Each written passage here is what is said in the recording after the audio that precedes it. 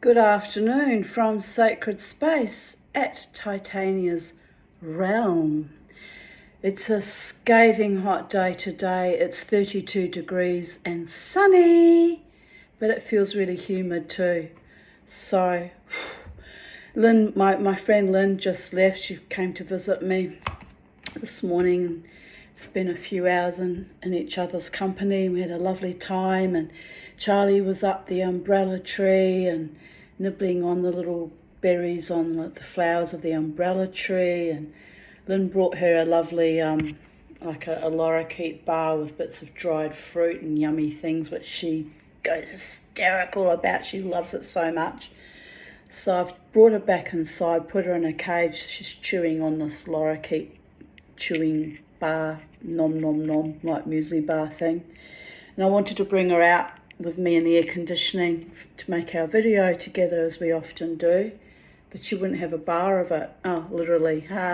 So I've left her out there, and I've got the aircon on because Lynn likes to sit outside in the garden, which is lovely, but it's actually too hot out there.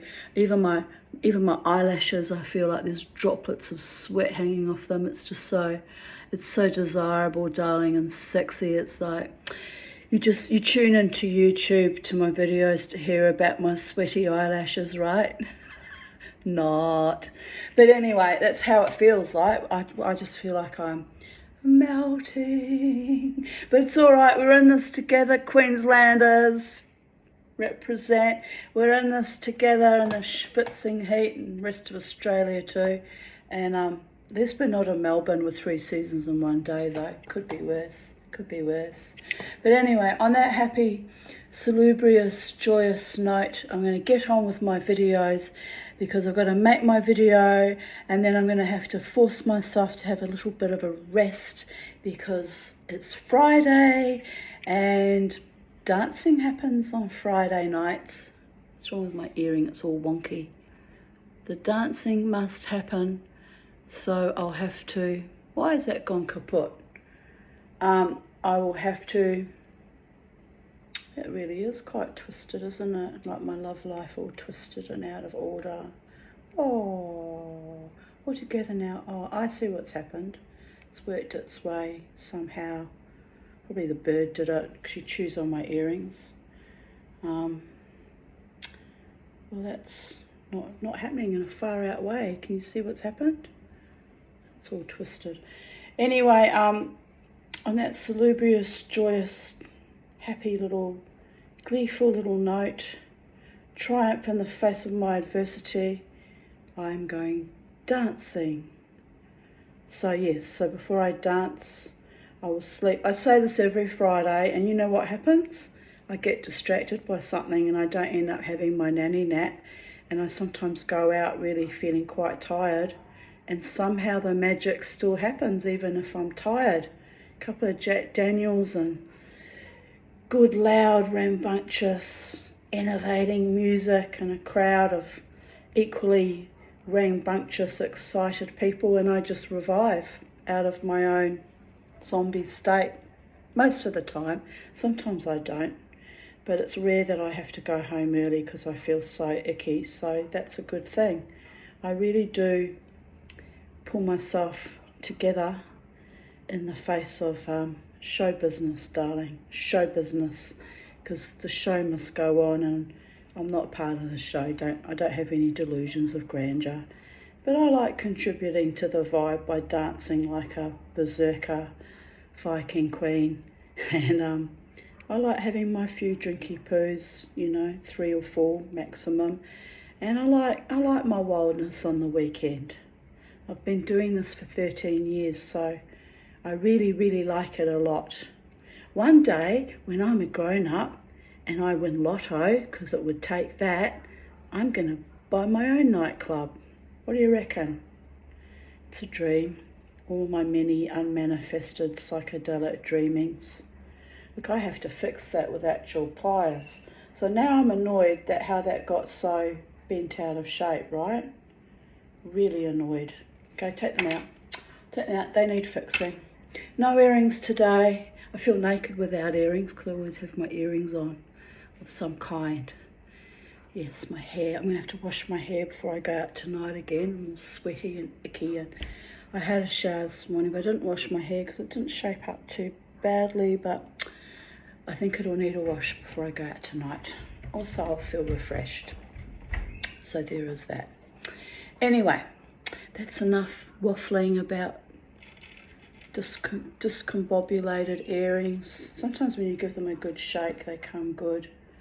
But no, these might be the good ones actually. The good one. No, it's definitely needs rewiring. Oh dear goddess. I might even use real sterling silver when I rewire them, because those were not wired with real sterling silver. And how I know is the plating's come off and they've gone all coppery looking. Haha. Well, I made these many years ago, so I probably didn't have sterling silver wire at the time. Made do with what I had, right?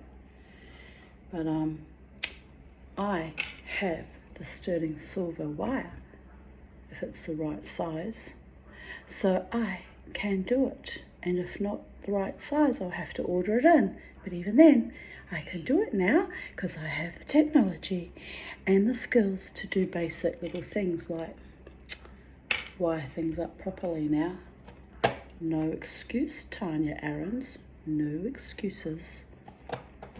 Anyway, I did make recently new out of sterling silver wire, new shepherd's hooks for them, because they had, I think they had some costume ones and they'd gone all off looking. I hate costume jewellery because it's just crap, it goes off. So I made real sterling silver ones, and then I was all feeling accomplished about that, not realising that the bottom wires were about to go manky poo. Well, they're not manky, they're just not right. Got twisted and meshed somehow into each other. Anyway, I'm distracted by that now. So today's memories are from the 2nd of February 2024. And I've told you I haven't written down a journal entry for today because I was busy with my beautiful friend Lynn. So that's what happened this morning. Had a rough night again during the night, but I got a solid block from 2 till 9 a.m. where I wasn't interrupted by peeing, and got a solid block, 7 hours of sleep after being up roughly every hour from 11 till 2. So it wasn't as bad a night as the night before. The night before and the 2 nights prior to that were killers, people, killers. But here we are, killing it, as I do in my intrepid little berserker, strange, witchy, Jewish Viking ways. Love is a fortitude of the eons that suffers no fools, but creates its own suffering, and then the recalibration of body, mind, and soul, a work in progress. So here we go. Let's go, guy friends and girlfriends and people of Earth. 2nd of February 2023, so 1 year ago. Homemade adzuki bean hummus. I'm going to freeze this batch down. 1 more batch still to be made. And funny enough, I was looking at those leftover adzuki beans only yesterday or the day before, thinking, should make another hummus. So it's been that long since I last made hummus, people.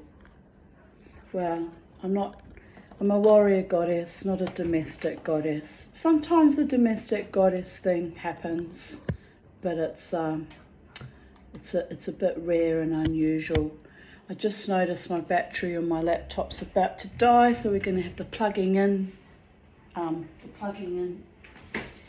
game that we play where it makes me plug in twice. Here we go, plugging in now. It's going to make a liar out of me. Isn't that weird? Usually when I plug it in, it says you're not plugged in, and makes me do it twice. Oh well, maybe because I got in early. Sometimes one has to get in early, people. Preemptive strike. Anyway. I won't repeat the comments because we're just talking about what kind of beans they are, and I would explain what they are. They're Adzuki beans. Oh, but then my friend Jane says, I make hummus out of garbanzo beans. I'm a vegan and I eat lots of beans. I replied, I eat a lot of meat even though I love animals. My body craves meat in the last few years. Probably my Viking and or Slavic ancestors demanding I recalibrate my slowly dying body with protein in preparation for war, which I have been a warrior goddess all my life, in words and in spirit. I have managed not to kill anyone, yet, smiley face. But I made this hummus as I bought the beans long ago and decided I had to cook them up. They were delicious. And my friend Jane replied, perhaps you were a warrior in past lives. And I replied, I was born under the sign of Aries, so I'm pretty sure I was. I believe I may have been a Viking, but I don't know for sure. I may have also been a priest, as I seem to have attracted several nuns into my life at pivotal points of change in my timeline, which I found interesting and astonishing as I am a Jew and a witch. But on researching my ancestry, my father's line were indeed Catholic, so it might have been some ancestor sending their version of protection according to the gods of their understanding. I accept with grace and equanimity all who come to me with deep love and reverence, with peace and with awe for the Holy One in all manifestations. I learned that to exist, one must remain open-minded and humble. There are far greater things at play than our mortal minds can even comprehend. And Jane replied, yes, our mortal minds do not have the ability to understand life at all. We wonder why we are here. I wish we could have been born with our past life information. How helpful that would be. I replied, perhaps, even knowing we would still make the same mistakes again, smiley face. She replied, karma. So I love these little conversations I have with my Facebook friends. I love that we're all spiritually attuned and aware and alive in the matrix or in the hologram or whatever, the amplitude-hedron, or whatever you want to call the multiverses. I love that my tribe, my people find me and I find them, and that we resonate together quite beautifully, even though many of us come from different cultures and different religions, and there is a lot that separates us. There is also the golden seam, the spirituality that brings us together in gnosis and tolerance and understanding, which I find absolutely poignant and beautiful and delightful. So here I continue writing. Trigger warning: suicidal ideation, cancer, survival to thrival in my own weird, unique ways, religious and or spiritual metaphors, CPTSD triggerings. So there's a trigger warning, which you know what that means. If you're not feeling great today, or you're not in the mood for more of the Tanya Mishigas, which my Mishigas is actually just very dark, turgid dose of sanity most of the time, realism. My beautiful Lynn said to me today that I have a very weird sense of humour, and she found it very hard to get accustomed to over the many years of our friendship. And I nodded. I said, yes, I am. I do have a weird way of looking at the world, and my sense of humour can be very dark and what they call, black humour or gallows humour. It is hard to get accustomed to, but I'm not always that dark, but sometimes I realise I must come across as very strange indeed to the uninitiated. And if you are uninitiated, you can be grateful for that, because it means you haven't had to walk the line, the life that I have walked and danced through and swum through and navigated has been at times quite bloody monstrous, people. So although a lot of my friends are fellow trauma survivors, even then they still haven't been through as much cumulative trauma as I have. So I even can be a bit confronting to their mind as well. So I am an acquired taste, and I'm not for everyone's purview, darlings. So if you don't like my mind and my ramblings and my stories, please feel free to unsubscribe or press the X button. You always have the power of the X button, my darlings. You are free to come and go as you please, which is how I want all human beings to be at all times, free to choose who they keep in their lives and who they don't. So, freedom to the people. My former English psych nurse friend used to delight in telling me, sometimes you have to go a little insane to save yourself, delivered with a sneer of idiosyncratic, idiopathic, elitist derision. She could be funny at times, I should know. I was stuck in that toxic drain of a friendship for 15 years while I drooled and shuffled on hefty psych meds, and she, by turns, coddled me and betrayed me. Her little pet, her savage, wild, berserker, anti-establishment monstrosity dulled down into obliteration and suicide ideation. So it wasn't easy to be my friend either. The sword of Damocles that cut both ways. But I continue. Her fait accompli, introducing me to Courtney, then denying she did that, then by turns sabotaging the relationship, then manipulating him, and I to stay together. She also sabotaged and interfered in my other close friendships, which was when I realised I had a complete fucking narcopath on my hands and she was dangerous. And yet I still stayed in that friendship because I was fond of her little granddaughter and her other daughter, and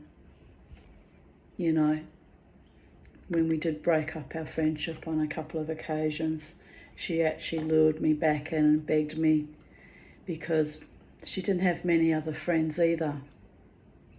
And now we know why. But hey, I don't presume to be perfect either.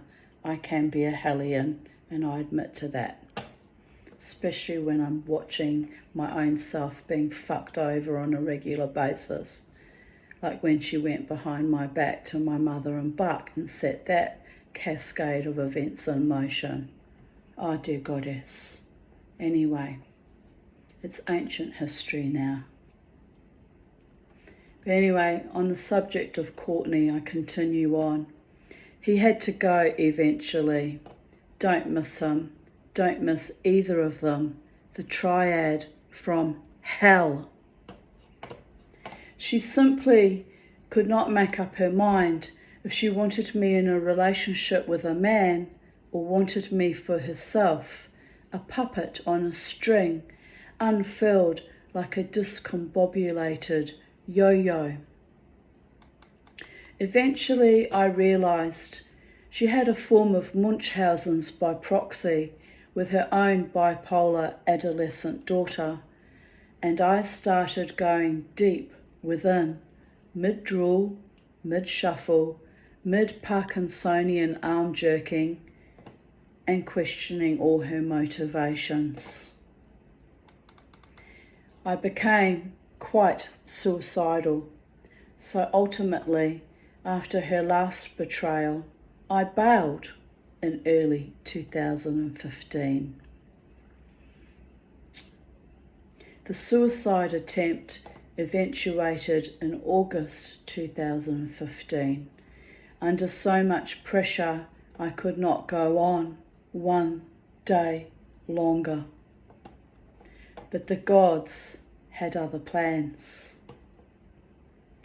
It's the second time in 2 days I have had cause to think about Gail.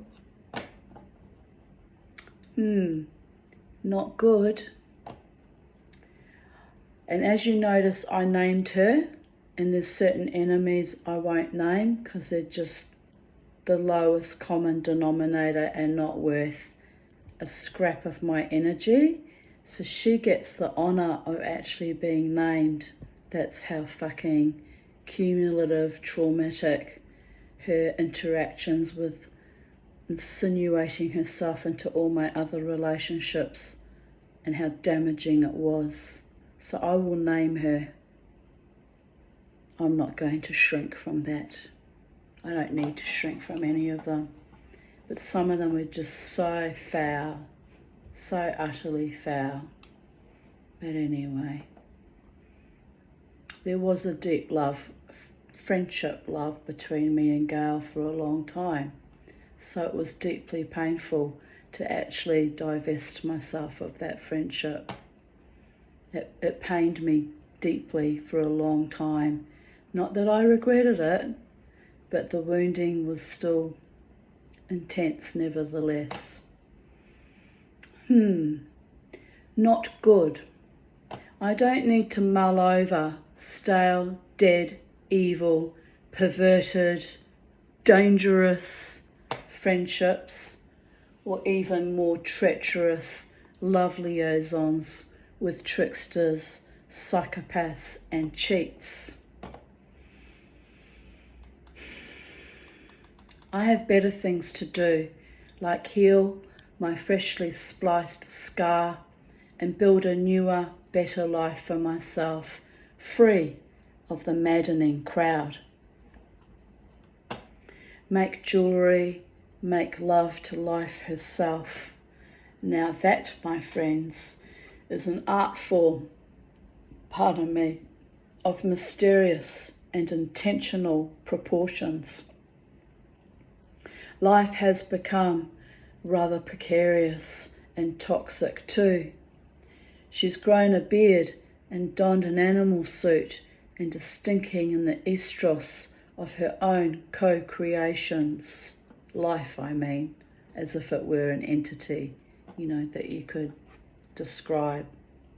Work with me, babies. My mind does do these little tricks from time to time. She's breathing down my neck and tickling my jangled nerve endings and playing my auric field like a piano accordion.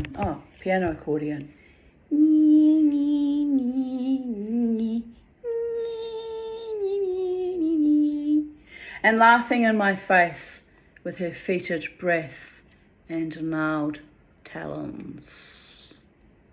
Fecundity and life force stolen by the Queen of Tuts, and the Mad Hatter has my money and my salubrious sense of humour. But here I sit, schwitzing in the Brisbane humidity at 4:24 a.m, wondering, what the fuck? I have overdone it, of course. I got bored and hammered out love hearts from a card case. I showed you the photo yesterday, I think. Yes, yesterday. I carefully deconstructed with my jeweler's saw. Why? 'Cause I could, and boredom leads to mischief, and I had a wound to distract from. Skin cancers always bring out my most borderline tendencies, turn me superhuman or supernatural or just plain berserk. That serious suicide attempt was brought on by 2 cancers cleaved from my shoulders back in 2015. So here we go again, another invasion and another triggering, and only I can bloody well put the skids on it and rein my rancid psyche in and pull myself together. I need to dance myself to death. One more sleep. Then out I will go, make a damned fool of myself, as I have done for most weekends over the course of 12 years, now 13 years. Push back death and declension and devastation and drag myself to the superficial glitter with the grit of a mad monk.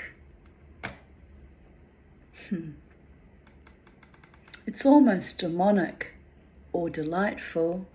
I can't decide which, chasing as I do the ghosts of evil shades, past, present, and sometimes future.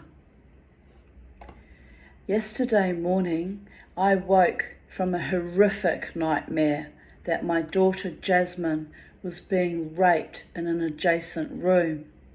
In the dream, she was about 15 or 16.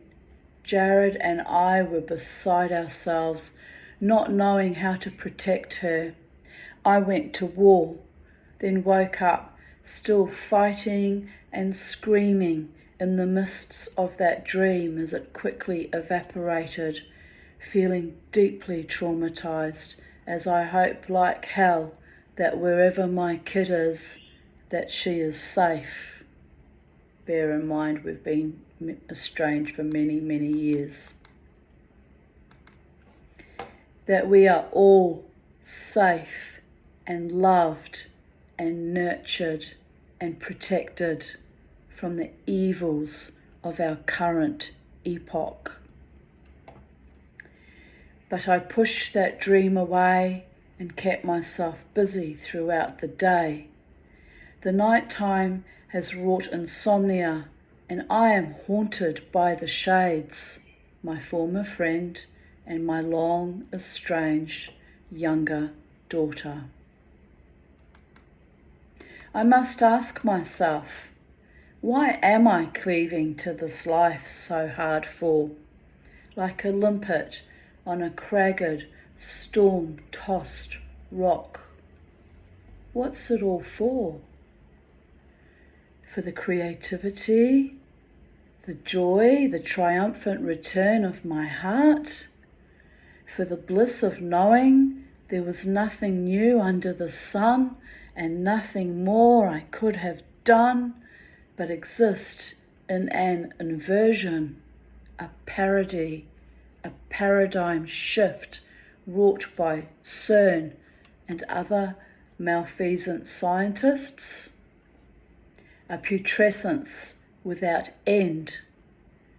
Where will I be standing when the dust settles? My cleaning lady arrives in the morning. I have asked God to protect my home and garden, so no more spooks rattle her or my mower man, who now says after much pressure from my brave, fierce Fatima, my caseworker, that he will mow on Saturday. Oh, update, good news. He's going to mow on Monday afternoon. Yay! My new caseworker, Amar, texted me this information this afternoon, and I'm so delighted. I really stress about the grass. It's insane how much I stress about grass. But anyway, I do like my home and garden to look lovely and well kept and tidy. So it's not completely crazy, people. Oh, according to my laptop, it's now 33 degrees. That's weird. Should be getting cooler at this time of day, not hotter. Oh well. We're inside with the aircon now, living our best life. Yay! Anyway, I continue on. Oh God, I hope so. The house and garden need to be maintained, and I don't have the time, energy, patience for these sadistic psyop games. Seriously. Anyway, Lila Tov, because in summer they all want to quit and ask for more money and hesitate, and like, I get it, they're tired and it's fucking hard physical work mowing grass, especially my land here. It's full on, people. It needs a ride-on mower. Well, where am I going to get $6,000 from? I mean, get real. But anyway, that's what it needs here, to be maintained on a regular basis. Hell, even the Brisbane City Council that mow the verge, you know, the land on the verge, they've stopped mowing. They've stopped whippersnippering the edges. So they mow the grass and they leave all this long grass growing along the fence. It looks terrible, but this is it. It's too hot. No one gives a fuck, man. So I'm out there trying to pull the long grass. It's not my job. It's their fucking job. They should do their job. But Australia, it's like, it's too hot. It's too tiring. Everyone quits. That's what happens in summertime now with the grass. My little rant. But it's true. It's problematic every summer. And summers here are long.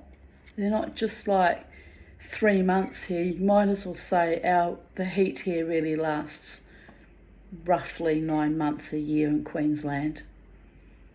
But the peak of summer, you know, January to March, is when the lawn mowing becomes a crisis, because we get all the rain and then we get all the heat and humidity, and everyone's trying not to die of heat exhaustion.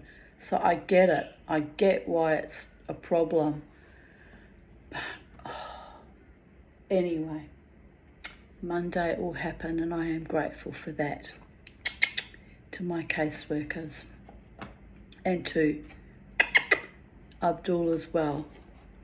You know, I am grateful that he still mows for me, because he's a gentleman as well, a decent man. Oh, the lawn mowing man that came before him, oh, by the gods. It was getting scary. I was going to have to go in a full boat to sea and raid in the end. It was getting that bloody dangerous.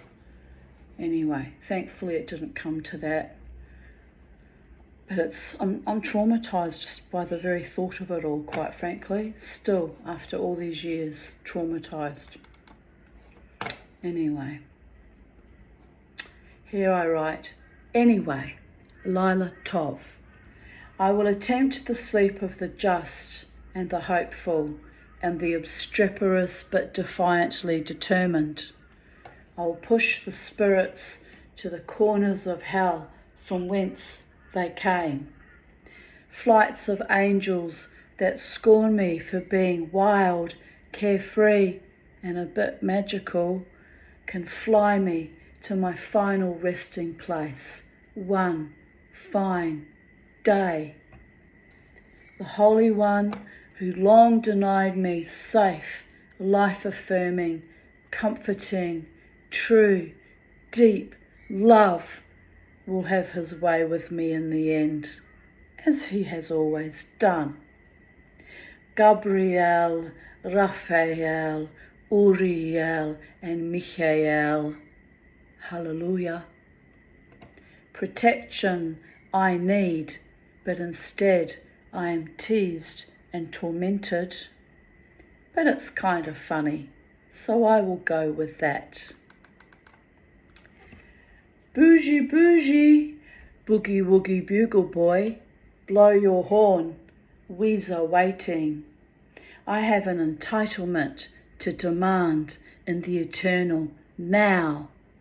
What's that you say? Oh, fuck off. Well, I never. That was me having a bit of a laugh about my daughter the other day. Yesterday's video came up in the memories, calling me bougie mama, which she says was a joke. But no, it was not a joke. It was a jibe. She needs to learn the difference between a joke and a jibe. But Mama T is not bougie. I've been very patient and tolerant and sweet and forbearing. And did I mention patient?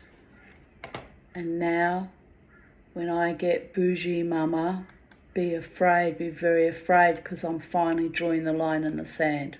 Enough is enough, people. Anyway, here we go. I posted this lovely photo of my very bougie table. It's an altar to the fairies, actually. It's why it's got 7 points, the star. So bougie, I made it from a piece of broken Limoges from one of my mother's little plates. Limoges. It really is a bougie table, that one. I worked on it. Took me, I think it was 21 days it took me to make. Anyway, my first attempt at making a mosaic table.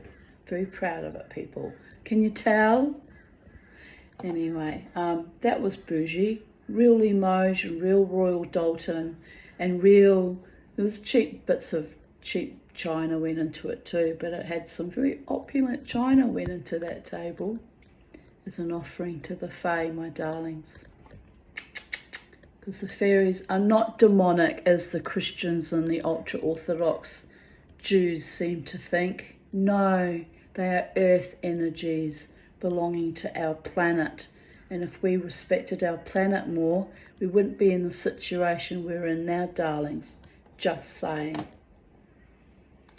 So there you go. And I posted Love Letter from the Edge, which I haven't written out, but you can find that sweet little love letter from the Edge on my vocal media under my name, Tanya Aarons, if you want to read. If you ever want to read my stuff at your own pace without my constant segueing and diatribe and brain melting, flubberizing, going all over the shot, and you just want to read it straight how I wrote it initially, it's all up there, my darlings, on vocal media. But no pressure or anything. You don't have to read my stuff or engage with me at all. I'm just saying, if you get curious one day, or sitting in the dentist's office waiting to be drilled, what can be more painful than having your tooth extracted? Reading psychedelic dreamers' life histories. Bzzz. Anyway, I'm joking, people. See, there's my dark sense of humour. Slip sliding third base again. Lynn's right, not many people comprehend me, but I'm okay with that. 2:46 a.m. Sing the theme tune. Whistle the theme tune. Nothing ever changes. I am accursed of all women, but I am okay. I trust in the gods and that indivisible, eternal one with his foot placed firmly on my sliced up back.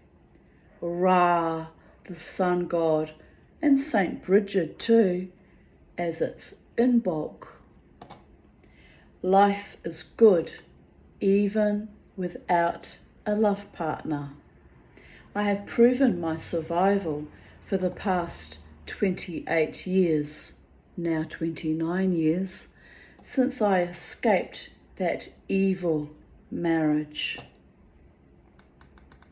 And my demon-spawned daughter flesh of my carved up flesh called me entitled and bougie, bourgeois, while Mother Hydra's babies slowly eat her neurons. Fuck that shit. I deserve better than that, so I may just decide to become a very entitled bitch after all. My kindness is too often mistaken for weakness, not wise, not good. But it is what it is, this desecration of the ravished Tanya. But I had a lovely day on Tuesday, with women who loved my zany and true stories, and who did my hair and beautified me for another 9 weeks. Support me in my quest to age gracefully and perhaps attract the mythical real man with love, honour and integrity and passion for little old ribald me.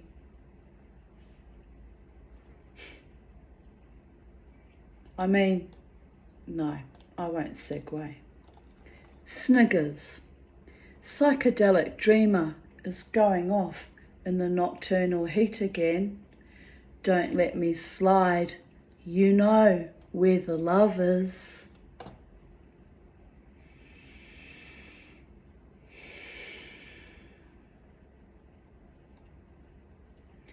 "2:09 a.m. Sleep eludes me again. That skin cancerous incision really messed with my vibe, man. It hurts a lot. Plus the extreme heat the past few days. Intense, like living in hell. I have been searching for a song for the past 2 hours. Finally, I googled the lyric that was stuck in my head. Slit my throat, that's all I ever. I finally found it. Other Side by the Red Hot Chili Peppers. Says it all, really. But Mama T is not suicidal. She is fighting for her survival, praying to God in all manifestations for her thrival.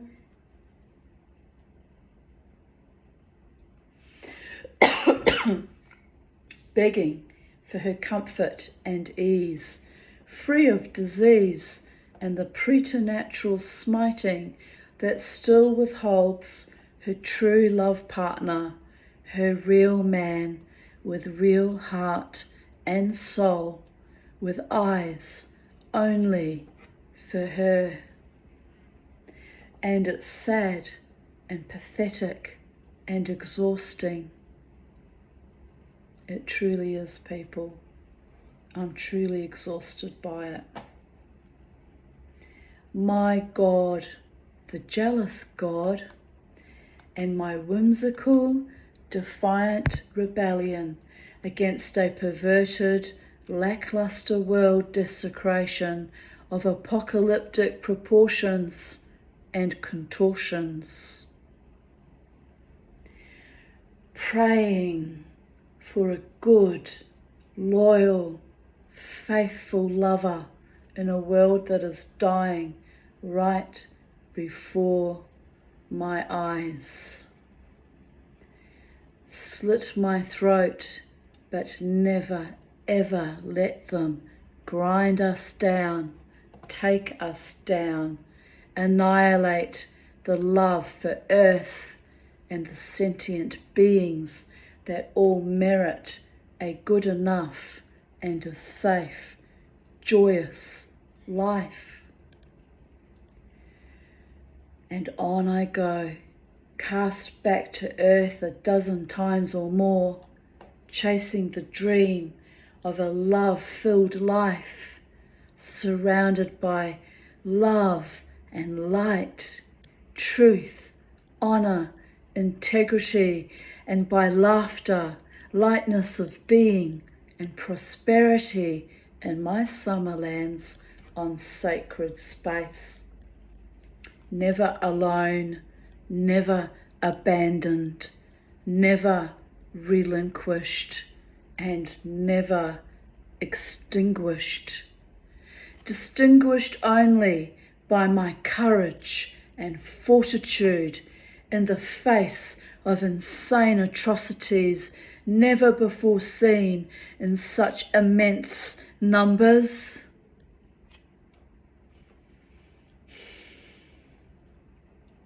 What do we have left?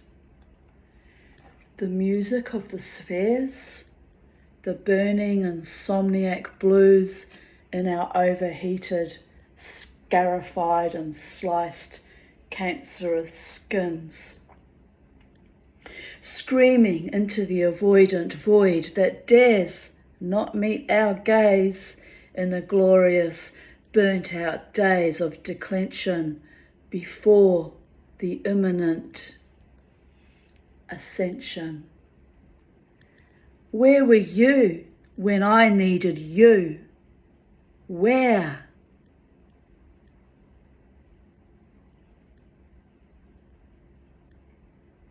No answer. Only silent derision and pitiless incisions and scorn and contempt. It's enough to make a woman verklempt, but now I must sleep.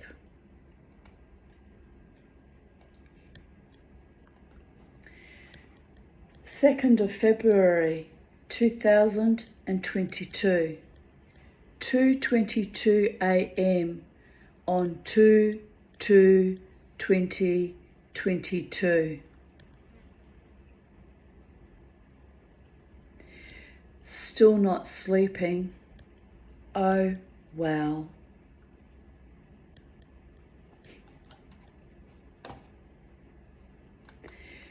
February 2nd, 2021. I'm standing on the edge of a very tall diving board again, teetering and tweaking and filling my lungs with air and tweaking my gills. Wait, what gills? Why, my primordial ones, of course, invisible to the naked eye, but they are there in every mermaid and every warrior goddess. Breathing light, breathing life and light when our lungs shut down and our mind spirals under, cleaving to our soul. Third eye opening in psychedelic, kaleidoscopic contrast when our vision is closed down and we cannot see, cannot hear, cannot stand with our own mortality one more moment. Click, click, on the inner light goes, a tiny sparkle in the darkness. You in there? Yeah, I am here. How's it going in Babylon? Pretty fucking hectic. Almost had to chew the grass myself. How's you? Yeah. Working at keeping you alive and getting your needs met. It's not easy, even for we angels. Yeah, baby. Try being subjected to gravity and a body, living in grace with no immediate forward growth potential of a fiscal kind. Oh, honey, I know. It's a block in your timeline, an energy of abuse from your progenitors. It's not real unless you can't get the grass mown. But crisis over. Rest. Do you need a push off the springboard board? Last time you fell, you almost made it to our side of the veil, kiddo. Nah, thanks, but I think I've gotten used to suffering and hanging by my fingers and toes like a fucking spider climbing the walls. It's gonna get better, Tanya. Leave it with us. The goddess heard your prayers and it was answered. When you gonna trust us? And I made the emoji of the face that goes, two little eyes and nose and a diagonal mouth like this. Right? When am I going to trust them? Indeed, it's a rhetorical question, even for the angels.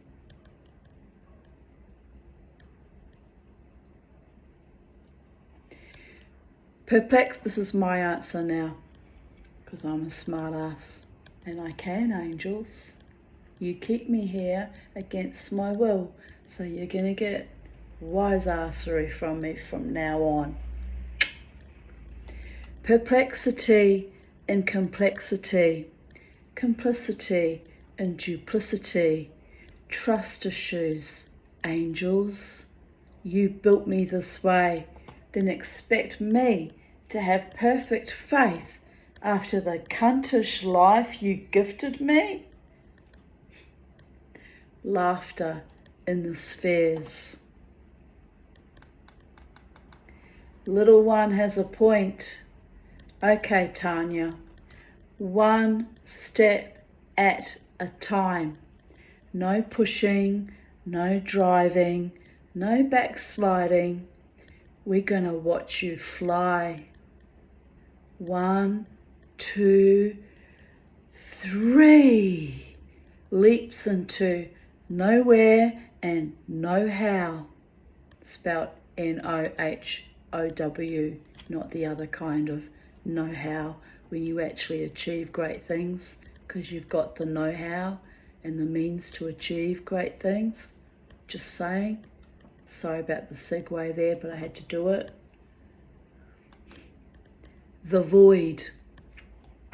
Echoing in eternity, my psychedelic dreaming and my berserker screaming.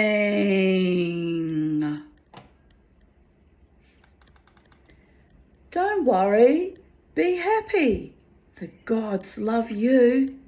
We are saving the best for last, as we promised you in that fugue state in 2015. Just hold on. It's all coming back to you now.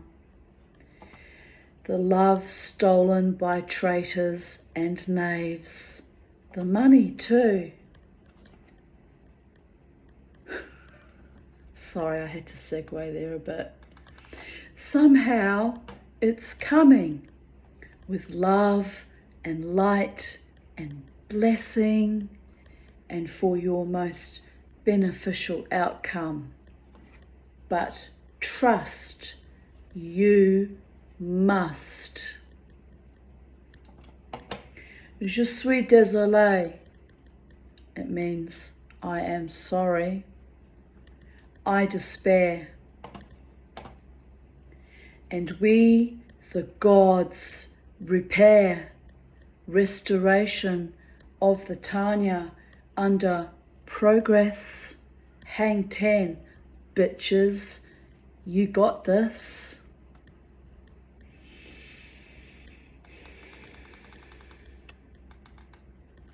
9:26 a.m. Heavy rain this morning. Got the lawns mowed in the nick of time. Rolls eyes. So sick of every little struggle, but I'm sailing through like the berserker warrior goddess I was forced by fate to embody. It's coming down so heavy that I expect there will be flooding. Stay safe, people. 2nd of February 2020.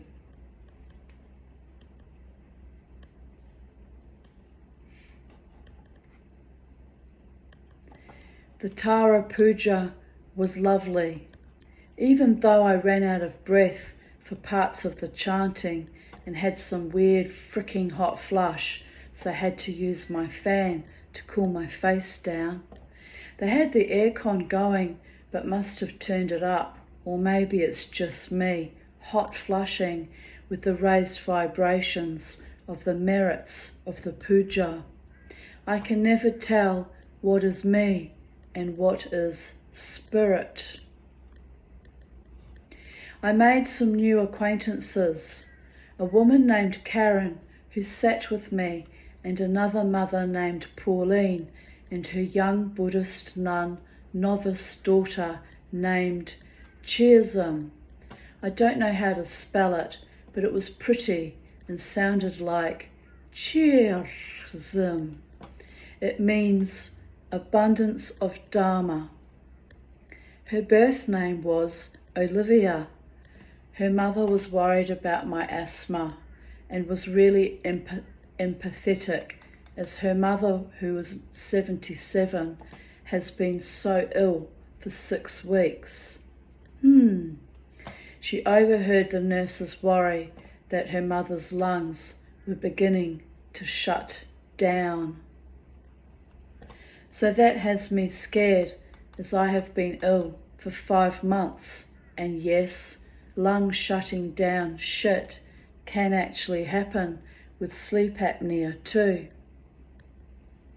I might have to find a doctor that pretends to care about my health for treatment for the asthma. I don't give a shit about the sleep apnea. We're all going to die of something, and the CPAP machine didn't work on me, and so now you know what my end will be. I pray, dying quietly in my sleep, if my bladder doesn't fuck my vibe first, right? It's a bit touch and go at the moment, people. But you know what? I fought through my entire life for almost 59 years, and I'm still kicking on, and I'm still fighting and doing my berserker, Viking, wild, warrior, goddess stance and chants and war cry and fighting on every day and every moment and every fucking breath. So you're going to be putting up with my mad stories and videos for quite some time, people. I firmly am convinced of that. But, you know, genuinely I don't feel real well at the moment. But this too shall pass eventually, or I shall pass. And either way, it all will come to a vainglorious end, as every life does eventually end. But there is no real ending, people. I will transmute into the spirit world and hopefully not get sent back down to earth or any other physical incarnation for quite some time, because this has not been an easy incarnation for me, people. In peacetime in New Zealand and Australia, and for 6 months in Germany, or 4 months in Germany, because the cruise there and back were a month each time. But anyway, it wasn't easy. But here I am, continuing with my reading, as I do. The prednisone did not help my lungs at all, but instead made me hypomanic, hungry, and even a tad piney for that useless gimping man that never loved me anyway. So that's no good. Well, I am strong, I am beautiful, I am full of determination to thrive, and I have just purged all negativity from my aura. So let me catch my breath and see what new manifestations I can come up with.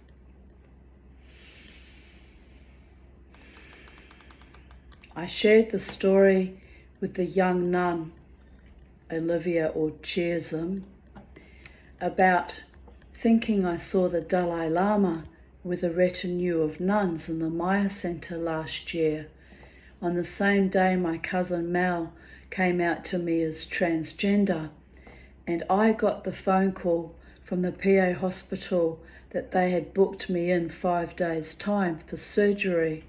It was a very spiritually intense day, 20th of June 2019, and about to get a fuck ton more spiritually intense post-surgery when I actually died for a few moments, for the love of all the gods.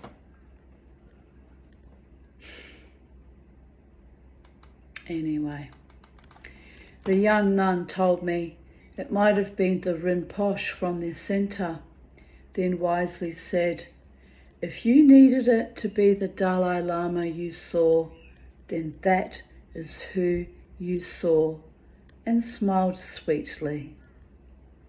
I looked into her eyes and said, well, yes, the universe is capable of all sorts of manifestations and miracles. Her mother agreed. It was lovely. Meanwhile, back home, in the greatest miracle this season that my wonderful friend and all sentient loving beings, aka the universe, blessed me with. Happy, lucky, blessed, slowly healing woman here. On another note, and for those of you that might not have seen any of my other videos and have stumbled across me, that is the miracle that was gifted me that year. Just in case you're wondering why I'm pointing to something in the corner of the room and you don't know what I'm on about. Just for clarification, people. On another note, I received another mango as an offering from the Tara Puja, because you donate money, towards the temple, but they give you gifts of, fruits and cakes, and it's actually quite delightful. I used to enjoy going there, but I don't get invites or notifications on Facebook anymore. They must have deleted me off their system. It's not very nice, is it? But oh well, I did enjoy going there. This Jewish witch enjoyed the Buddhist pujas especially. So I'm open to the whole entire cosmos. I don't discriminate. I must have pissed someone off there. I don't know who I could have pissed off, honestly. I think they got freaked out because it was during the COVID years and me constantly coughing, with my constant asthma. I kept telling them that it wasn't COVID, but maybe they didn't believe me. But it really wasn't COVID. I had negative rat tests. It was just my usual struggle. Well, at that time, I struggled with asthma, full on, very bad asthma for 2 years through that entire period. And not once was it COVID. I only caught COVID for the first time last year on the 21st of October. Isn't that weird? And even when I caught COVID, I wasn't actually coughing that much, but I had this weird, watery, you could hear it in my voice. It sounded like I had water just in the top of my respiratory, I don't know, even just up here, up high. It sounded like I was talking underwater all the time, but didn't cough all that much. I had fevers, I had body aches, I had diarrhea, I had a preternatural rage that kicked in on day 8 and 9. I had a sensation of the COVID entity exploring all my organs, trying to decide where it was going to attach itself. That was weird. That was very fucking trippy. Scanned my whole body like a CAT scan, left out through the the soles of my feet, and came back in. And when it got to my liver, I went, nah, fool, that's fatty, it's not healthy, you won't like that either. It literally went through, including my vaginal cavity, it went right through me. This spirit of the COVID energy, it was bizarre, people. It was the most bizarre experience of my life. And when it came back up through my body, up through my legs, through the vagina, through the, it realised I didn't have a uterus, and it was a bit confused by that too. Gets to my liver, I went round and round in circles around that, and then it came up. When it went to my heart, I went, get the fuck away from my heart. My heart's the only healthy organ. Well, I think it's healthy, it can't be, because it didn't hang around there either. Went round and round my heart, and I just started yelling at that entity. I went, get the fuck away from my heart, and don't you even dare think about going near my brain either. And you know what? The rage that came with it when I was fighting off COVID, the spirit of the COVID, spike protein or whatever that comes in with that virus, it shot up and left through the top of my head. And then oddly, I sort of lay there in bed, because still very weak. I thought, it's gone. It's seen what damage it could do, what it could attach to, and then it just randomly left. Anyway, the following morning, I got up, did the rat test. So that was the 30th of October, because I was worrying if I was still going to be able to do Halloween with the neighbourhood kids, right?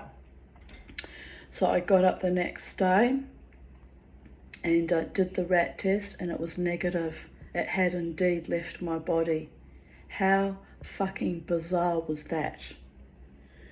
So I don't know what that is, but I'm convinced. I'm convinced that there is an entity attached to that whole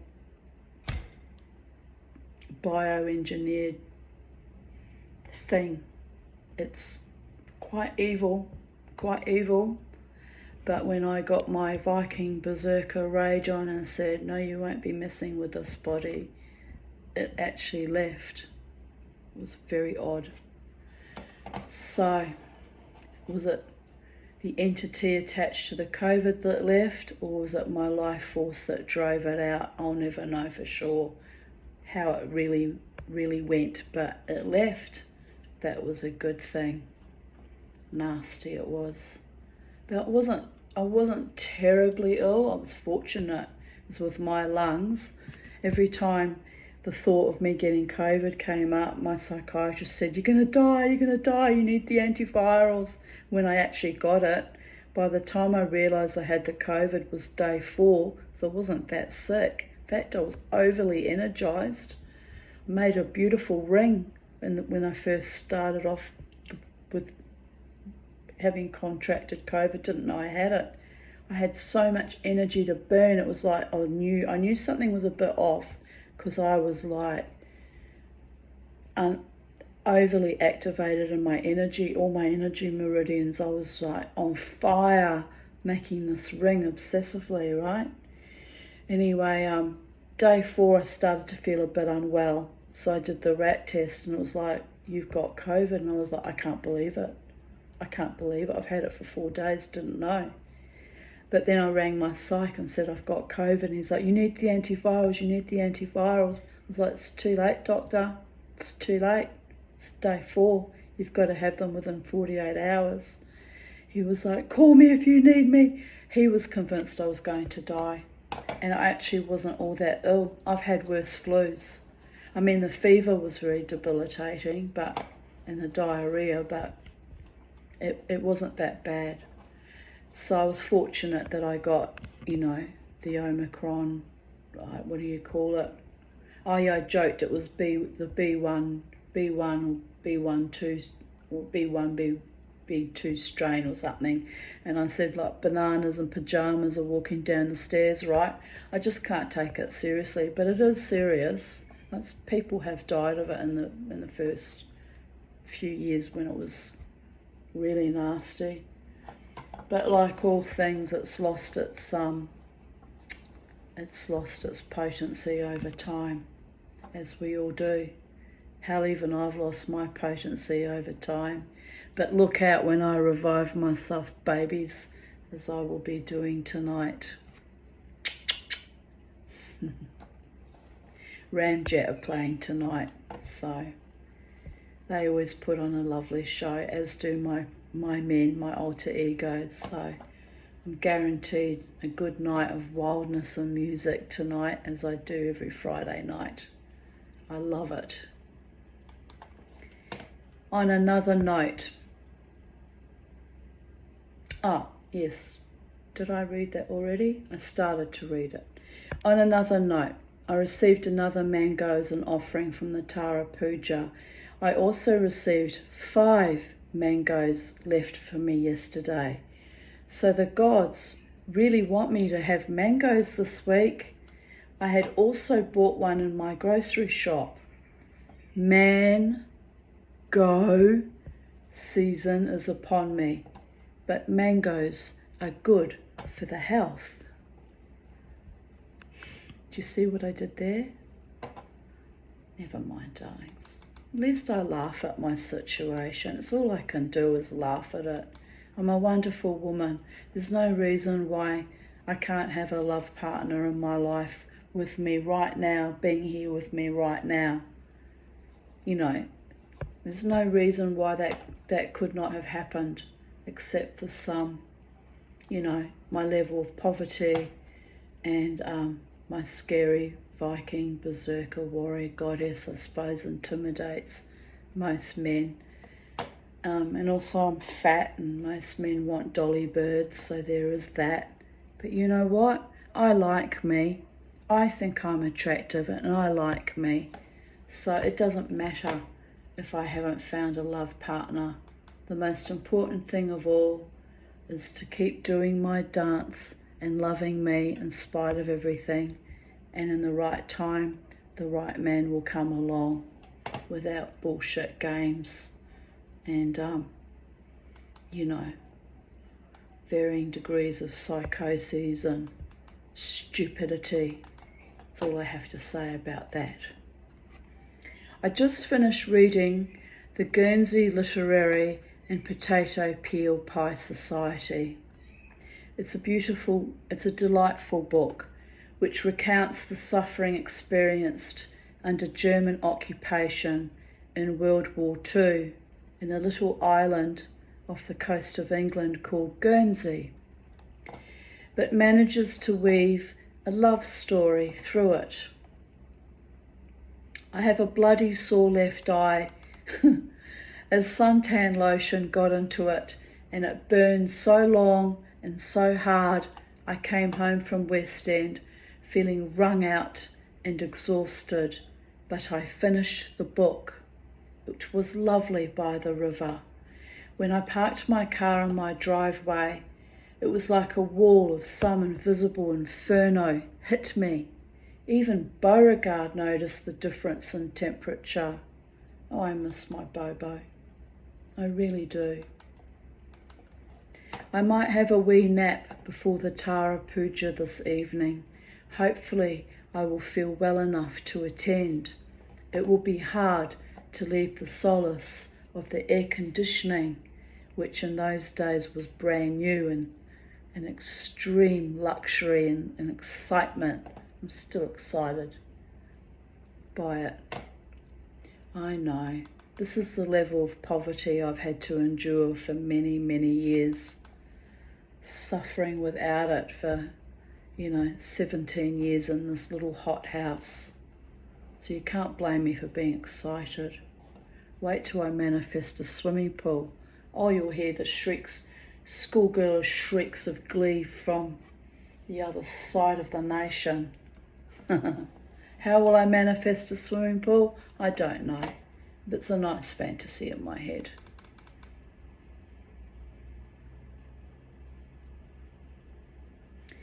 February 2nd, 2019.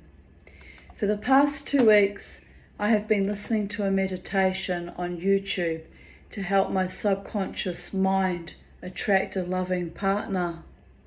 Wow, 4 years later, I can see that that meditation that I'd long ago given up on, it's finally working. I get plenty of attention from men in recent months. It's been delightful. Not one of them is available though, so there's still a block. But it is what it is. C'est la vie, babies. Not slavishly listening every night, but a few times a week. So the results, this is back in 2019, people, have been rather interesting.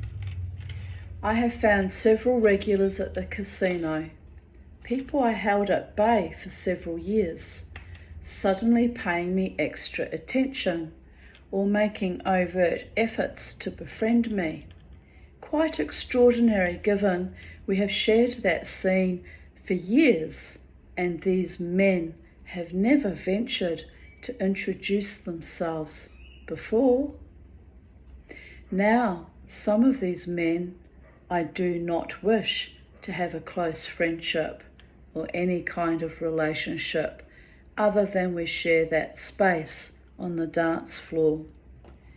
So I had to politely rebuff them, but I have included one older man who was very eccentric but harmless.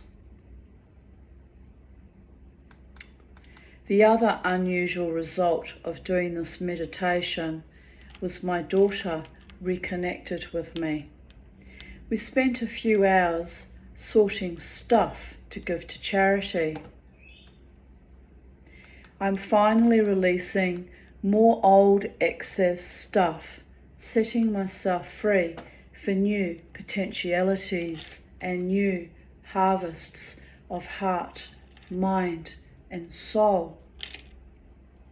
I find myself observing others less from a state of suspicion and fear, and more from a space of guarded curiosity. Curiosity is, of course, a risky business, especially where the heart is concerned.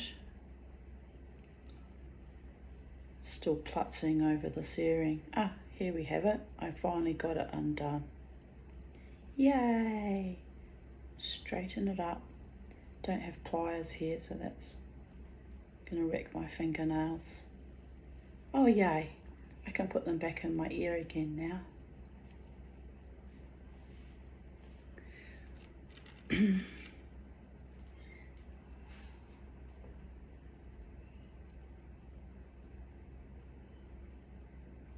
No one has yet stepped up to the mark to offer to date me, or even, why am I having trouble putting them in?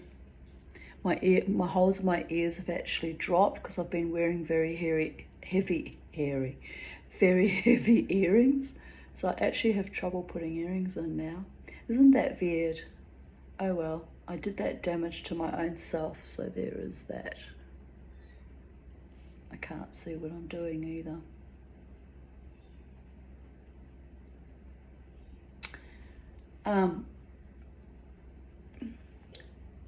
No one has yet stepped up to the mark to offer to date me, which is true even in 2024.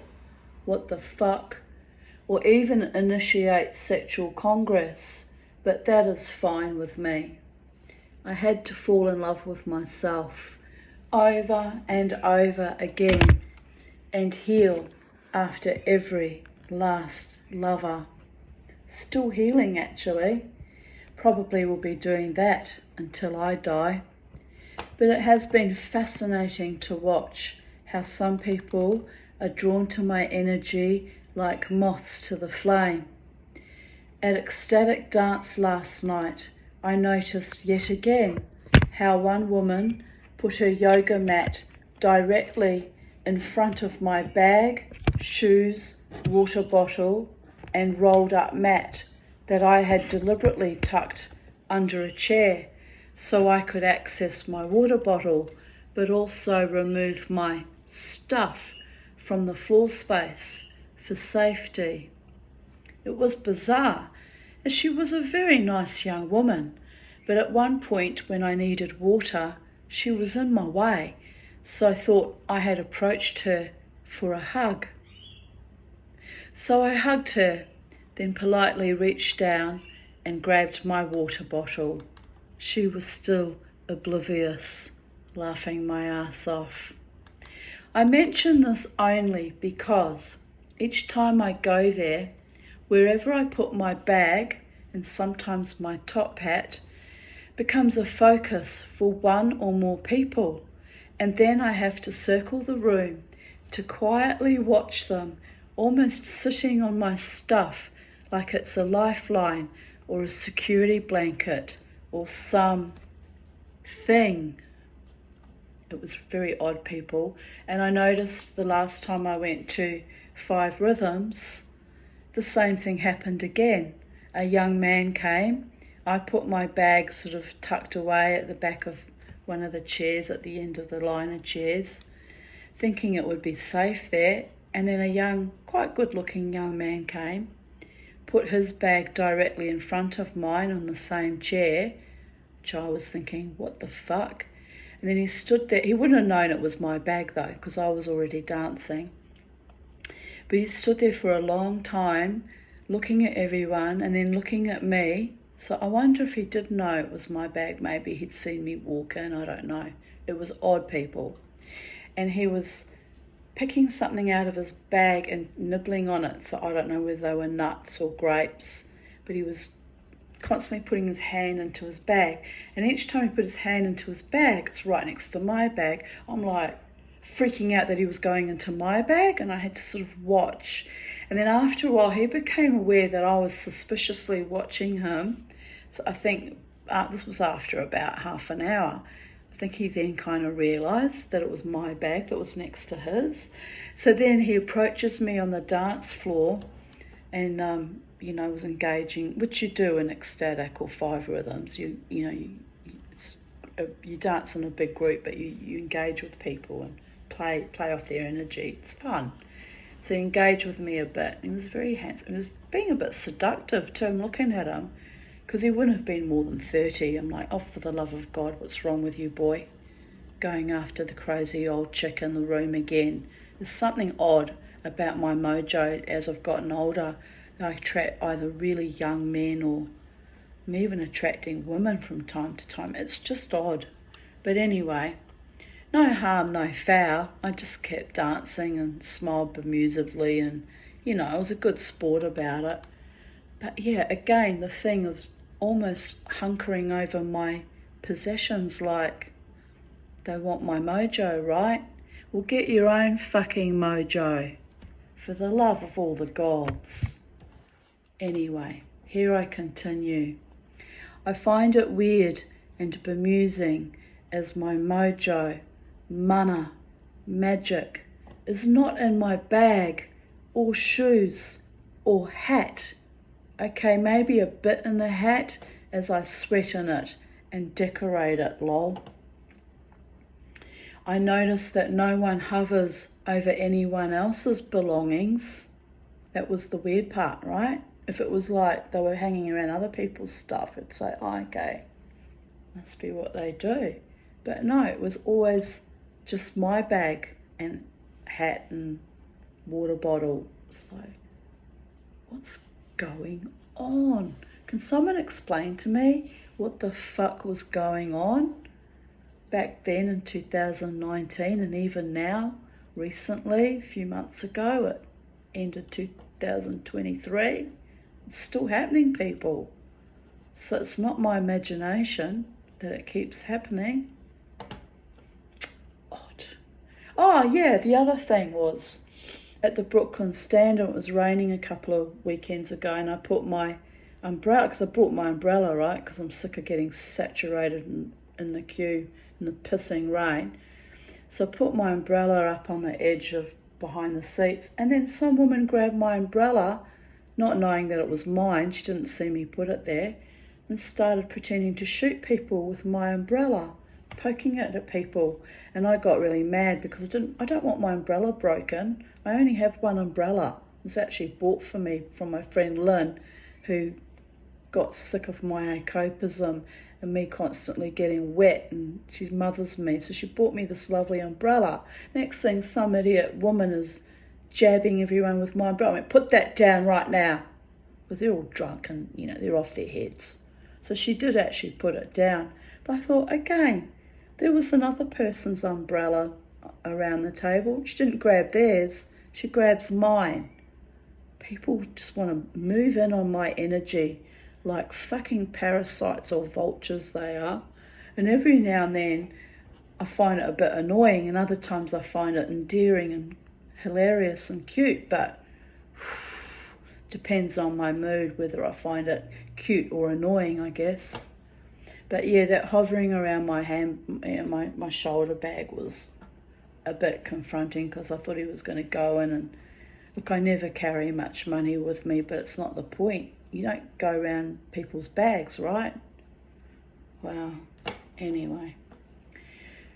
So last night I moved my stuff as much out of the way as possible, only to gain similar results. I had actually put my stuff under the chair and pushed right to the back, so it wasn't even easily visible from the dancers on the floor. So for this woman to dump her stuff right on top of mine was odd. Anyway, I write, not angry or bothered about it, just vaguely curious as to what it is about me as a soul that has such a magnetic resonance. Anyway, I enjoyed the dancing and the warm, authentic hugs last night. It was extremely hot, so I used my own fan to keep cool in between running and whirling dervishing around the room, seeking the floor fans. At one point, I came upon the idea of wetting my arms and neck with water and then rested in front of one of the fans. Instant cool. Mama T, aka the Tanya, aka Miss Five, might seem batshit crazy to the uninitiated, but she sure as shit knows how to make herself feel comfortable and safe. Anyway, the dance continues, and I will persist with the lover attracting meditations when I can commit to it. I didn't bother, I'm not really into, I'm not really committable yet to having to fight that hard for a love partner. It's like, if it's meant to be, it's meant to be, and someone will come into your life even whether you expect it or not. That's how it works. Let go, let God, people. But I have been waiting a long time, and God is my jealous God. Seriously. As I have witnessed the lid of oppression being lifted from my heart and the slippage of my spiritual petticoat that is enticing to the psyche. You never know who might show up and be authentic this time. Oh dear goddess, I thought I had a nice man in recent months. I thought he was authentic. And we did meet in real world because I was worried he was a catfisher. He might as well be a catfisher because he dumped me after he got COVID. So, oh well. I'm not bothered. I'm really not. I'm just a bit confused more than bothered, really. First I was afraid. I was petrified. Sorry, that just popped into my head. I spent so many nights thinking how I got it wrong. And now I'm strong. I just made up those words a bit, tweaked them a bit. So there you go. In the meantime, I think I have to cry a little bit. It's just somehow I find that hilarious. One moment.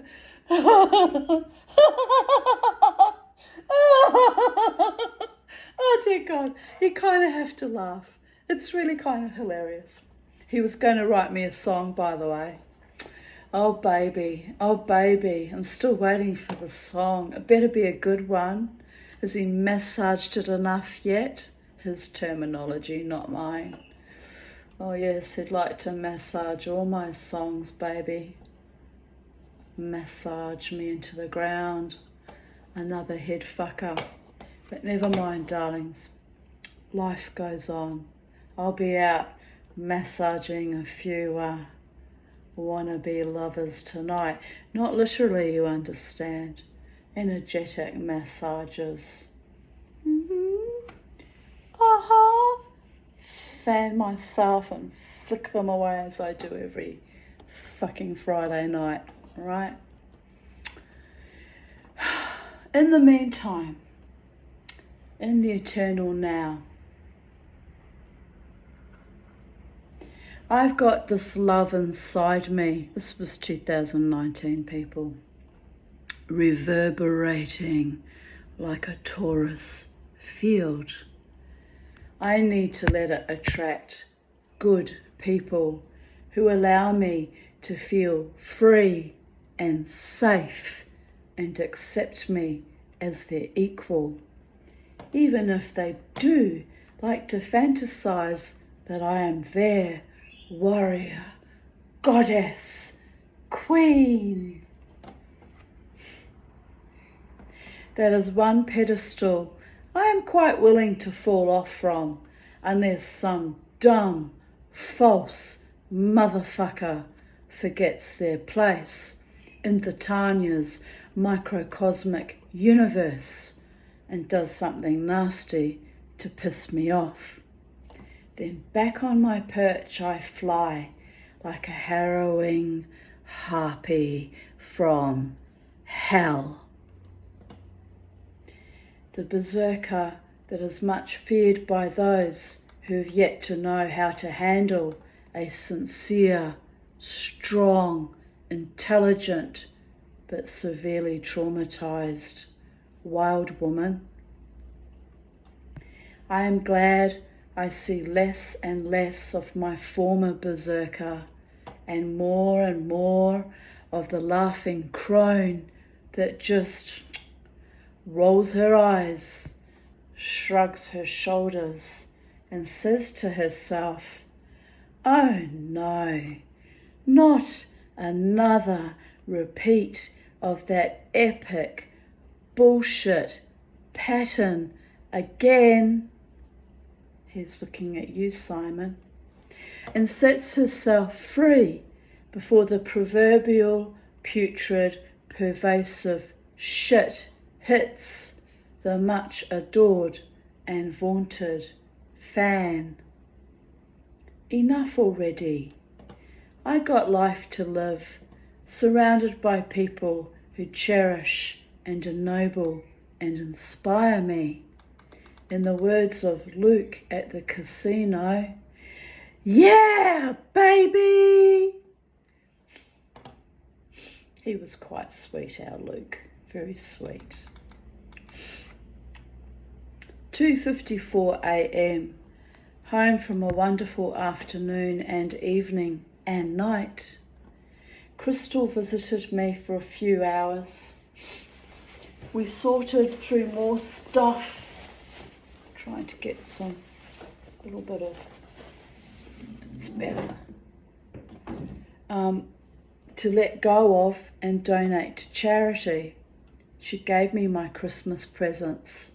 A lovely cushion she made from the voodoo skull fabric we used for my skirt that was left over, and a lovely white sugar skull money box, which she put a bag of Hanukkah, I can't quite hold it, Hanukkah gout.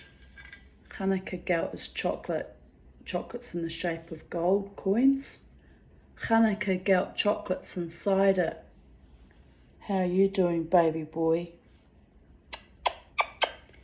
Oh, now you've got lipstick on your teeth. Oh, well, he doesn't mind.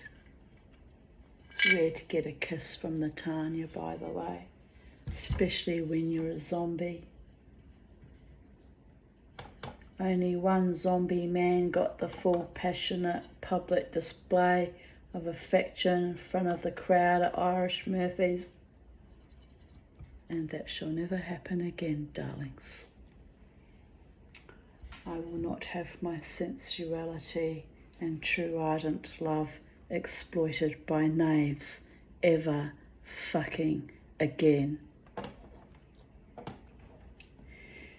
I put the money box on my altar with my other magical stuff. Well, he now lives on my desk, the front desk here at the sacred space. Just a bit of lipstick.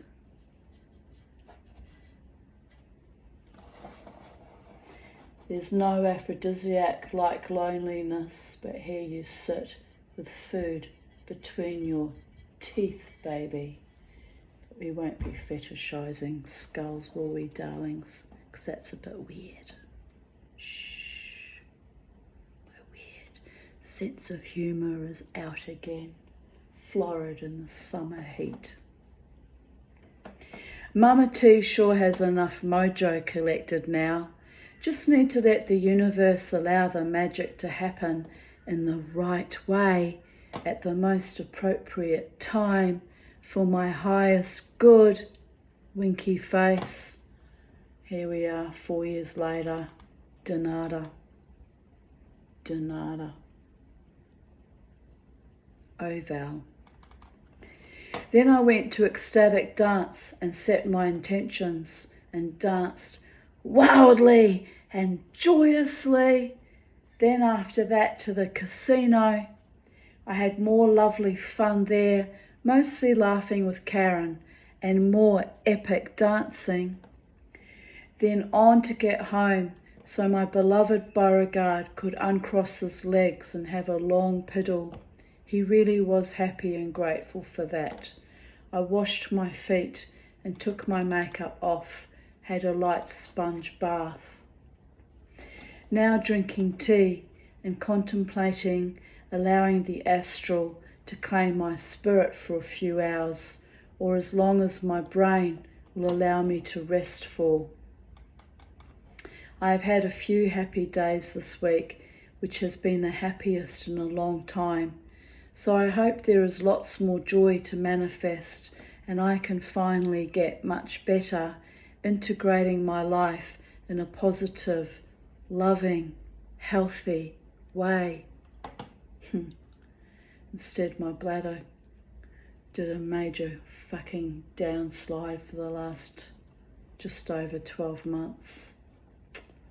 I can't win, people. Every time I think I'm going to win and get healthy and have true love and success and happiness, some other fucking health hurdle slams me.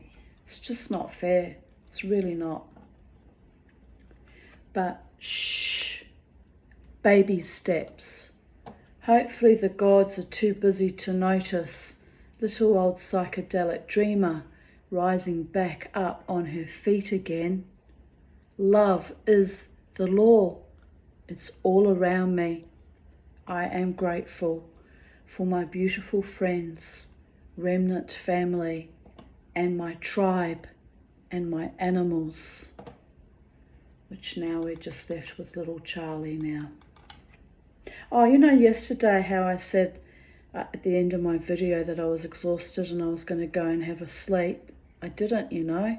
I got this weird boost in energy and I took Charlie's cage outside, which was filthy, by the way, because we'd had so much rain and too much heat, and I just for some reason never got a chance to get it out and give it a good scrub. So I seized the day yesterday afternoon, took it out, cleaned it thoroughly, you know, put everything back in place, put the paper underneath it. It takes me a couple of hours to do, you know, it's a big task. But anyway, I did all that yesterday when I was exhausted and should have gone to bed. And then I sat up and watched movies, so I did well yesterday, given how exhausted I was. And now it's 3:47 p.m. I really will have to try and have a little bit of a nap before I go dancing tonight. because I don't know how I'm doing this life. All this energy and over-energized when I'm actually not well. It's insane, people. It's spiritual, isn't it? It's spiritual innovation. Because I don't know how I'm doing this. I really don't. Every now and then, or even while making this video, I could feel my energy just drop out of me. Like, it feels like my face feels all swollen and heavy, like the energy's just gone plunk. And then 5 minutes from now, I'm like up again. It's really weird. It's really fucking weird. But I am a bit tired, and I do want to dance tonight, so I'll have to just nurture and nourish myself along, so I can have the energy to keep going. Although I want to have a nap, but I also want to go and jump in the car and go down the supermarket because I need to buy food, something for dinner tonight. I haven't eaten much today, except for the lovely biscuits Lynn brought me. So I need to eat as well. Decisions, decisions, decisions. 2nd of February 2018, 12:41 p.m. Lyrica is da bomb. Yeah, more poison to fucking survive on. I slept for 12 hours with only 2 interruptions in the night. Was awake 4 to 5 a.m. after letting Bobo out to pee. I was very dizzy and weak adjusting to the new drug. Jesus. My leg is painfully zinging again, so it didn't even work. It's bullshit, isn't it? They pump us full of drugs. They don't even fix the problem. It's horseshit. Pain in hip too. So time to get up, take more meds and get on with the afternoon. I am grateful for a decent deep sleep at last. Grateful to be alive. Grateful for my daughter and my beautiful friends who are so loving and supportive. Grateful for everything. Bobo is cuddling with me, so it makes it hard to leave my comfortable bed, so get up we must. If I write crazy shit on Facebook for the next few days, be aware I am a bit stoned from the Lyrica, which was given me for the nerve pain. I know I usually write intensely crazy stuff, but just a heads up that my brain is overcompensating. Lol. And you would have got a sense of that from my journaling of yesterday morning's journal that I recorded for YouTube. It was very, very expansive indeed. 2nd of February 2017. Desktop PC won't boot up the monitor, so can't use computer. Laptop died in October. No laptop. iPhone sort of working again, but Facebook not always working. I've got the technology blues, really upsetting. Oh well, my fatty liver, my dog, and the rest of my bedraggled, beaten down personage are going for a walk around the block so I can say I have exercised today. Exorcise some demons in the head as well. I need a miracle on several fronts, but I will just have to leave it up to God and Goddess. And my earth angel that provided me with the aircon also provided me with this laptop that sometimes plays up. It's been better since I got a wider mouse, but I was having all sorts of issues with it for a while there. 2nd of February 2016. But anyway, thank you to my earth angel who does help me whenever she can. She's a wonderful friend to me. All my earth angel friends, male and female, that help me out with, things I need. I really appreciate all your support over the decades. It's been hard to keep me going. It really has. 2nd of February 2016. I have mango madness. That means going troppo in the heat, right? An earache, a heat rash, but somehow tonight I'm happy as a hellion. Love my friends, my pets, my heart, my mind, my soul, and the cosmos. When you're in love, the whole world is Jewish, or Viking, or magic, whatever. Mwah. Beauregard has been a good puppy lately. He gets his last parvo shot on Thursday, then won't need a booster for another 12 months. It will be such a relief to be able to take him everywhere with me without risking his health. Making homemade mango and banana sorbet. Hope it turns out nice. Hot as Hades. Still no rain or storm.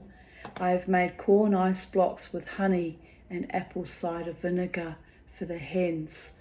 I will give it to them tomorrow. In desperation, before their bedtime, I gave them some frozen raspberries. I worry they will get heat stroke. I gave Bobo some ice cubes to play with. He had a swim in his pool also. 2nd of February 2015.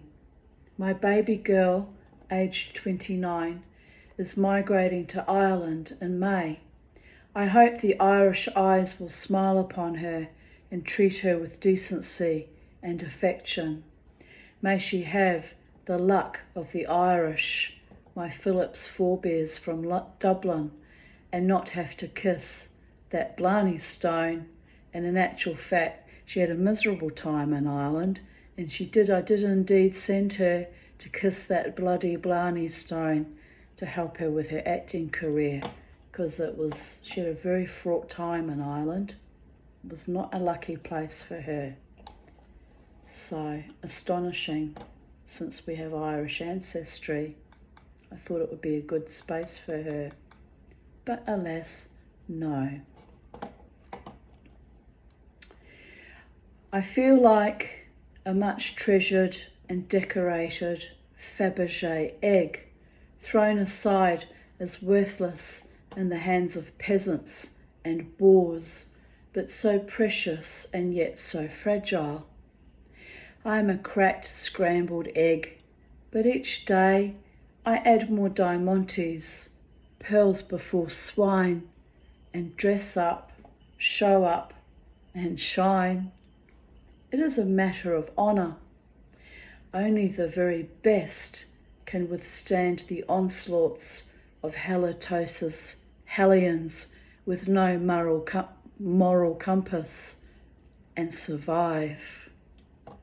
Only one whom has truly lived as a zombie for 3 decades of dwelling in the valley of the shadow of death can awaken from the necrotic spell placed upon me by evildoers and dance, twirl, stomp out her old life and shine and shimmer in her new one.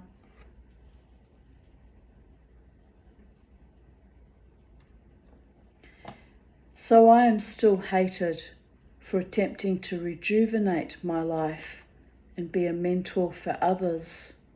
Oh, the irony. Oysters, Kilpatrick, anyone? Watch out for those pearls. They are made from years of salt on old wounds and fountains of life-giving tears. Bite one, you might get eternal life, or so the Romans thought as they diluted them in their wine, laughing my ass off. The oyster shell. What is this nonsense come up here? Go away. The oyster shell and the egg, made from the same fragile materials, calcium, true grit. Never underestimate the alchemy of life. It will always produce miracles. It will always bring peace and joy, born out of pain and discomfort, but grown into something beautiful and precious.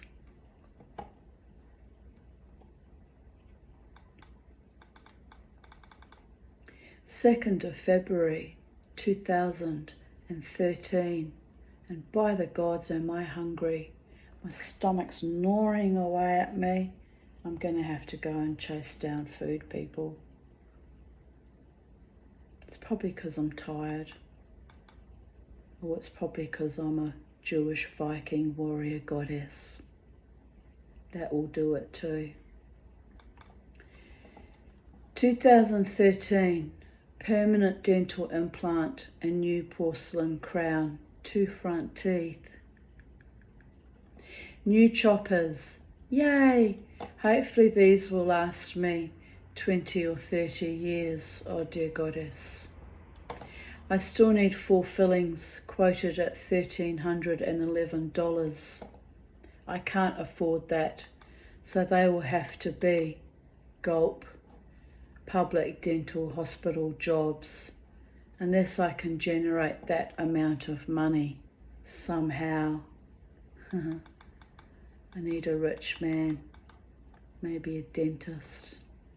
He loves me enough to keep my teeth in the standard to which I would like them to remain in.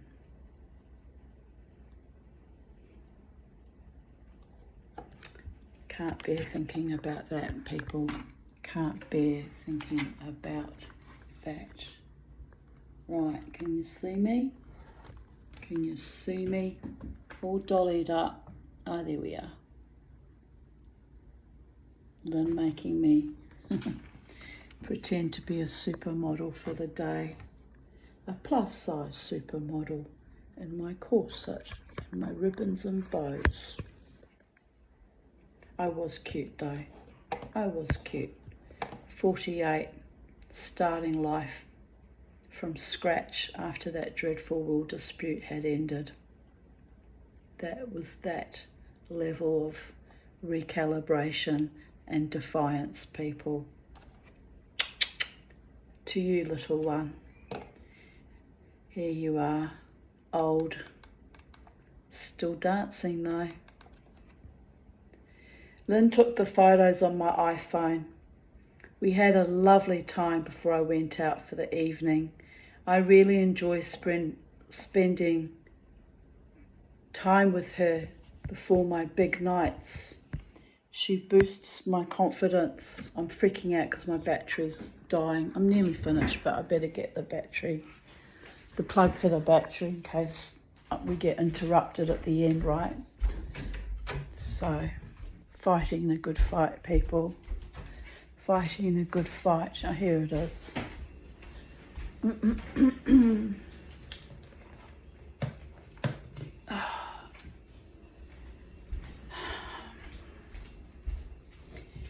Just keep swimming, little fishy. It's from Finding Nemo. Who will we find when we're out dancing tonight, darlings? How many little fishies will we find? Might be the big fish. Might meet the real man who actually chooses me for a change.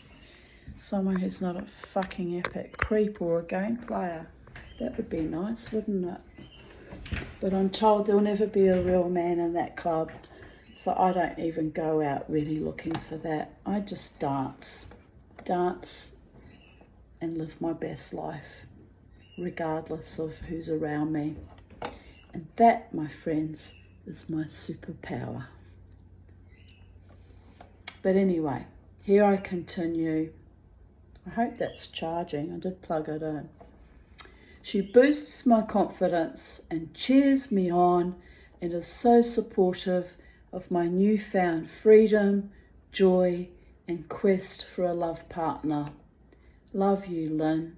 You rock my world. And yes, she does. She's been a wonderful, staunch, loving friend and sister to me for 35 years now. You know, we're going on for the 36th year. When 1st of August I will have been here. It's a long time. We've gotten old together. Our children are, and then, you know, my eldest is 38. Her eldest is, I think, 48. Oh, that can't be right. Oh, I think she is. I think she's 48. We're all in our children are entering middle age, or some are already almost in it. It's like, it's amazing how time has flown.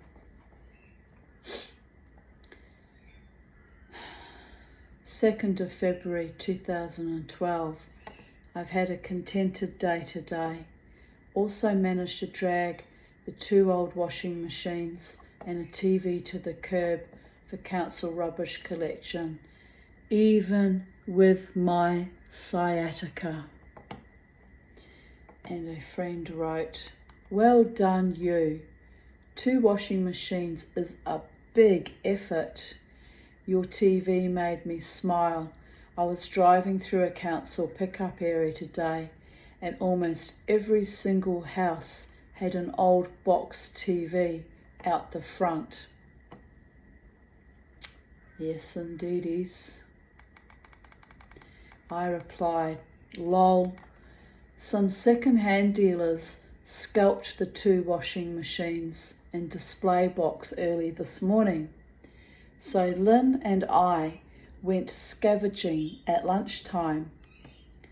I got some old garden hose, which is good for protecting staked plants, a shelf cupboard thingy, some old terracotta pipe for the garden, some old wooden drawers, good for storage, and a few odds and ends. Schnorrering is so fun. That means begging people. I missed out on an antique solid wooden cupboard that just needed sanding and painting as storage under my house. Too heavy to put on Lynn's car roof, lol. Shame I don't have a trailer, or I would have grabbed it. Crystal invited me and Jared for dinner at Trang's in West End. The food was amazing and the company congenial. I can feel myself getting sunburnt with the sun beating down through the glass on my arm. I can actually feel that burning.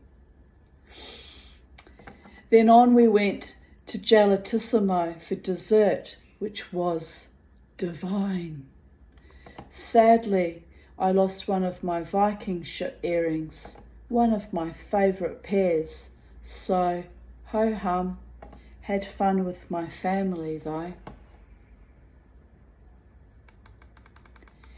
2nd of February 2011.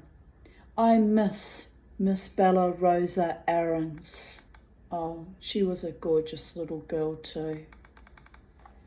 And I captioned it, what mummy? And here she is in all her fabulousness. Also in Valhalla, with Beauregard and the cats.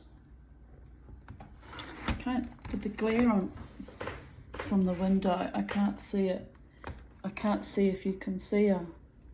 Oh yeah, there she is, I can see now. If I can see it, you can see it, hopefully. Oh, she was just the most gorgeous little thing. I love you, Bella. Mama hopefully will come and see you all in time, in the appropriate time. Wait for me, Bella. Wait for Mama. Look at the love on her face looking up at me. It's almost like she's still here.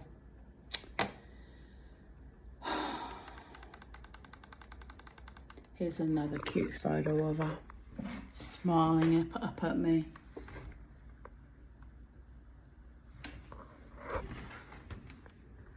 It's very hot, the sun beating down through the afternoon sun beating down through my windows. Oh, Mama, You want me to smile at you or the camera thingy? Okay. She had 2 little yellow bows in her mane until minutes before we took the photo. She'd managed to scratch them out. She doesn't like looking like a girly girl, Pooch. She's a dog with dignity. Damn it. A warrior doggess for a warrior goddess. I used to call her my doggess goddess. Here's a photo of a very handsome man indeed. Mr. Zulu, the Holland Park Forest cat sire, pretending he can't hear me calling his name, so I can't get him face on. I liked how he had his front paws out in front and they were overlapping like he had his paws crossed. And there you have it, Mr. Zulu acting coy.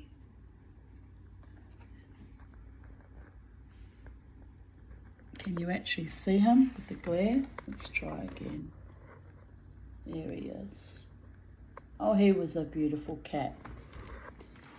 That was the one that preferred men and practically moved in with my next door neighbour at Mount Gravatt East, even though that neighbour, who was Swedish, claimed he didn't like cats.